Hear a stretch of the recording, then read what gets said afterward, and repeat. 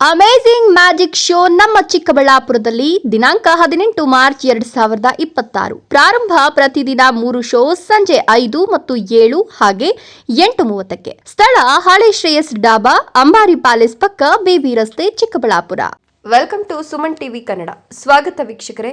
ನಾಪತ್ತೆಯಾಗಿದ್ದ ತಂಗಿಯ ಬಗ್ಗೆ ಮಾಹಿತಿ ನೀಡಲಿಲ್ಲ ಎಂಬ ಕಾರಣಕ್ಕೆ ಅತ್ತೆಯ ಮೇಲೆಯೇ ಪೆಟ್ರೋಲ್ ಸುರಿದು ಬೆಂಕಿ ಹಚ್ಚಿದ್ದ ಅಮಾನುಷ ಘಟನೆ ಇದೀಗ ಭೀಕರ ಅಂತ್ಯ ಕಂಡಿದೆ.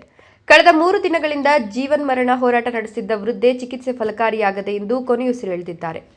ಕುಟುಂಬದ ಕಲಹದ ಕಿಚ್ಚು ಕೊನೆಗೆ ಒಬ್ಬ ನಿರಪರಾಧಿ ವೃದ್ಧಿಯ ಪ್ರಾಣವನ್ನೇ ಕಸಿದುಕೊಂಡಿದೆ.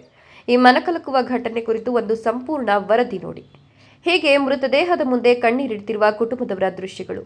ಮಲಗಿದ್ದ ಜಾಗದಲ್ಲೇ ಪೆಟ್ರೋಲ್ ಸುರಿದು ಬೆಂಕಿ ಹಚ್ಚಿದ ಪರಿಣಾಮ ಗಂಭೀರವಾಗಿ ಸುಟ್ಟು ಹೋರಾಟ ನಡೆಸುತ್ತಿದ್ದ ಈ ವೃದ್ಧೆಯ ಹೆಸರು ಲಕ್ಷ್ಮೀ ದೇವಮ್ಮ. 60 ವರ್ಷದ ಈ ವೃದ್ಧೆ ಇಂದು ವಿಧಿವಶರಾಗಿದ್ದಾರೆ. ಚಿಂತಾಮಣಿ ನಗರದ ಕೆಜಿಎನ್ ಬಡಾವಣೆಯಲ್ಲಿ ನಡೆದ ಈ ಭೀಕರ ಕೃತ್ಯ ಇಡೀ ಚಿಕ್ಕಬಳ್ಳಾಪುರ ಜಿಲ್ಲೆಯನ್ನೇ ಬೆಚ್ಚಿ ಬೀಳಿಸಿದೆ. ಕಳೆದ 3 ದಿನಗಳಿಂದ ಆಸ್ಪತ್ರೆಯಲ್ಲಿ ಸಾವು ಬದುಕಿನ ನಡುವೆ ಹೋರಾಟ ನಡೆಸುತ್ತಿದ್ದ ಲಕ್ಷ್ಮೀ ದೇವಮ್ಮ ಚಿಕಿತ್ಸೆ ಫಲಕಾರಿಯಾಗದೆ ಕಳೆದ ರಾತ್ರಿ ಕೊನೆಯುಸಿರೆಳೆದಿದ್ದಾರೆ. ಅಸಲಿಗೆ ಈ ಭೀಕರ ಘಟನೆಯ ಬೇರು ಮಗನ 3ನೇ ಮದುವೆ ತನಕ ಹೋಗಿ ತಲುಪಿದೆ. ಲಕ್ಷ್ಮೀ ದೇವಮ್ಮ ಅವರ ಮಗ ಪುರುಷೋತ್ತಮ್ ಮೂಡಚಿಂತಲಹಳ್ಳಿ ಗ್ರಾಮದ ಶ್ರಾವಣಿ ಎಂಬ ಯುವತಿಯನ್ನ 3ನೇ ಮದುವೆಯಾಗಿದ್ದ. ಆದರೆ ಕಳೆದ 6 ತಿಂಗಳಿನಿಂದ ಈ ದಂಪತಿ ನಾಪತ್ತೆಯಾಗಿದ್ರು.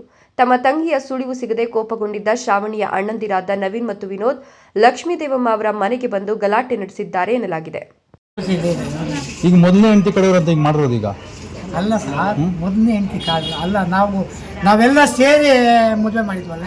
ಸುಮಲತಾ ಅನ್ನವಳು, ಅವಳ ಪಾಪ ಬೆಂಗಳೂರಲ್ಲಿ ಸಂಸಾರ ಮಾಡ್ಕೊಂಡು ಮಗನ ಸಾಕೊಂಡಿದ್ದಾಳೆ. ಈಗ ಯಾರು ಮಾಡಿ ಶ್ರಾವಣಿ ಕಡೆಯವರು? ಶ್ರಾವಣಿ ಕಡೆ ಈಗ ಅಣ್ಣ ನವೀನ್ ಅಂತ ಹೇಳ್ಬಿಟ್ಟು ಪರಿಚಯ ನಿಮ್ಗೆ ಅವ್ರೇನಾದ್ರು?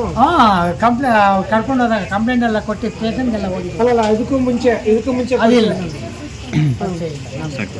ಈಗ ನಿಮ್ಮ ಹೆಂಡತಿ ಸಾವಿಗೆ ನಿನ್ನ ಮಗನೇ ಕಾರಣ ಆಗ್ಬಿಟ್ನಲ್ಲ, ಏನನ್ಸುತ್ತೆ? ಅದೇ ನಮಗೆ ಅವನಿಗೆ ಕೊಟ್ಟು ಶಿಕ್ಷೆ ಕೊಡ್ತಾರೆ. ಇಂಥ ದುರಾತ್ಮರು ಇನ್ನ ಎಷ್ಟು ಜನ ಉಟ್ಕೊಂತಾರ, ಮೊದಲು ಅವನಿಗೆ ಶಿಕ್ಷೆ ಕೊಡಿಸ್ಬೇಕು. ಪ್ರಪಂಚದಲ್ಲಿ ಎಲ್ಲರಿಗೂ ತಿಳಿಬೇಕು. ಇಂಥವ್ರಿಗೆ ಶಿಕ್ಷೆ ಕೊಟ್ಟರೆ ಇನ್ನೊಬ್ಬನಿಗೂ ಬುದ್ಧಿ ಬರುತ್ತೆ ಅಂತ ಹೇಳ್ಬಿಟ್ಟು ಮೊದಲು ನೀವು ಆ ಥರ ಮಾಡಬೇಕು. ಇದು ನಿಮ್ಮಿಂದ ಆಗುತ್ತೆ, ಬೇರೆಯವ್ರ ಕೈಯಲ್ಲಿ ಆಗಲ್ಲ.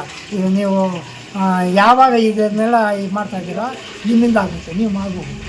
ಬಿದ್ದಿದ್ದು ಸೀರೆ ಎಲ್ಲ ಬಿಸಾಕಿದ್ರು. ಆಮೇಲೆ ಅಲ್ಲಿ ಕೂಡಿಸಿದ್ರೆ ಅದು ನೀರೆಲ್ಲ ಕುಡಿಸಿದ್ರು. ಅಲ್ಲಿ ಏನು ಮಾಡೋದು ಅಂತೇಳಿ ನಮ್ಮ ಮನೆಯಲ್ಲ ಬಾಡಿಗೆ ಇದ್ದವರು ಕಾರ್ಯಸ್ಥರು ಬೇಗ ಬನ್ನಿ ಅಂತೇಳಿ ಸರ್ಕಾರಿ ಆಸ್ಪತ್ರೆಗೆ ಕರ್ಕೊಂಡು ಹೋದ್ರು. ಅಲ್ಲಿ ಕರ್ಕೊಂಡು ಹೋದರೆ ಅವರೆಲ್ಲ ಏನು ಬೇಕೋ ಅದಕ್ಕೆ ಇಂಜೆಕ್ಷನು ಆಯಿಂಟ್ಮೆಂಟು ಎಲ್ಲ ಹಾಕಿ ಇದು ಮಾಡಿದ್ರು. ಇಲ್ಲ ಸರ್, ಇಲ್ಲಿ ಅವ್ರು ಮಧ್ಯಾಹ್ನ ಎಲ್ಲ ಬಂದು ಗಲಾಟೆ ಮಾಡಿದ್ರಂತಲ್ಲ? ಇಲ್ಲ, ಮಧ್ಯಾಹ್ನ ಇಲ್ಲ. ಮಧ್ಯಾಹ್ನ ಗಲಾಟೆ ಮಾಡಿಲ್ಲ, ಸಾಯಂಕಾಲ ರಾತ್ರಿನೇ 10 ನಿಮಿಷದಲ್ಲಿ ಬಂದಿರೋದು. ಚೆನ್ನಾಗಿ ಕುಡ್ದಿದ್ರಂತೆ. ಅದಕ್ಕೂ ಕುಡ್ದವನು ಯಾಕೆ ಬರಬೇಕು ಇಲ್ಲಿ? ಯಾಕೆ ಬಂದಿದ್ದವರು? ಅವರು ನನ್ನ ಚಿಕ್ಕ ಮಗ ಒಬ್ಬನಿದ್ದಾನೆ, ಅವನು ಅವ್ರ ತಂಗಿನ ಪುರುಷೋತ್ತಮ ಕರ್ಕೊಂಡು ಹೊರಟೋಗಿದ್ದಾನೆ. ಕರ್ಕೊಂಡು ಹೋದವನು ಇವರು ಫೋನ್ ಕಾನ್ಫರೆನ್ಸ್ನಲ್ಲಿ ಶುಕ್ರವಾರ ಚೆನ್ನಾಗಿ ತಿಂದು ಕುಡಿದು ನೀನಿಂತವನು ಅಂತ ಯಾಕಂದ್ರೆ ನಮ್ಗೆ ವಿಷಯ ಗೊತ್ತಿಲ್ಲ. ಪೊಲೀಸವ್ರು ನಮ್ಗೆ ಹೇಳಿದ್ದು ಈ ಥರ ಆಗಿರೋದಕ್ಕೋಸ್ಕರ ಅವ್ರು ಬಂದು ನಿಮ್ಮ ಬೆಂಕಿ ಹಾಕಿರೋದು ಅಂತ. ಹಂಗೆ ಮಾಡ್ಕೊಂಡವರು ನಿನ್ನ ತಂಗಿನ ಕರ್ಕೊಂಡು ಹೋಗಿದ್ದೀನಿ ನಾನು, ನೀನೇನು ಮಾಡಿದ್ದೀಯ, ನಿನ್ನ ಕೈಗೆ ಏನಾಗುತ್ತೆ ಅಂತ ಇವನಂದವನೇ. ಹೌದಾ, ಮಾಡಿ ತೋರ್ತೀನಿ ನೋಡು ಅಂತೇಳಿ ಇವರು ಹಿಂಗೆ ಮಾಡ್ಕೊಂಡು ಬಂದಾಗ ಮೊದಲು ನೋಡ್ಕೊಂಡು ಹೋಗಿದ್ದಾರಲ್ಲ, ಯಮನ್ ಯಾವ ಥರ ಮಲಗಿದ್ದಾರೆ, ತಲೆ ಯಾಕಡೆ ಇಟ್ಟಿರ್ತಾರೆ, ಕಾಲೇ ಹಾಕಿರ್ತಾರೆ.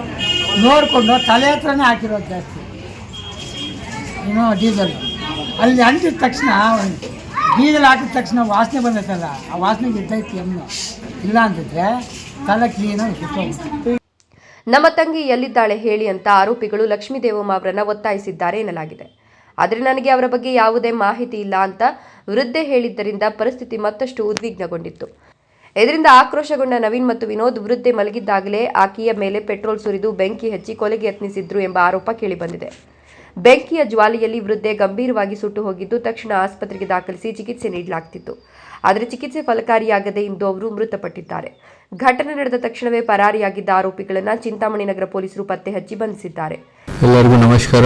ನಮ್ಮ Chikkaballapur district Chintamani town police station ಲಿಮಿಟ್ಸಲ್ಲಿ KGN ಬಡಾವಣೆಯಲ್ಲಿ ಒಂದು attempt to murder case report ಆಗಿತ್ತು 21 ಮಾರ್ಚ್ ಸ್ಯಾಟರ್ಡೇ ದಿನ. ಅದು ನಮ್ಮ ಮಾಹಿತಿ ಪ್ರಕಾರ ಬೇಸಿಕಲಿ ಒಬ್ಬರು lady Lakshmi Devamma around 65 years age, ಅವರು ಮನೆ ಆಚೆ ಅಂದರೆ ಕಂಪೌಂಡ್ ಒಳಗಡೆ ಬಟ್ ಮನೆ ಆಚೆ ರೂಮ್ ಆಚೆ ಮಲಗಿದ್ದು.